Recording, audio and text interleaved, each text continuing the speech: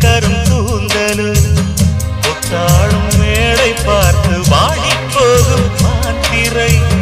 முத்தாரம் நீட்டும் மார்பில் ஏக்கம் தேக்கும் தாமரை வண்ணப்பூவின் வாசம் வந்து நேசம் பேசும் அவள் நான் பார்க்க தாங்காமல் நாடுவாள்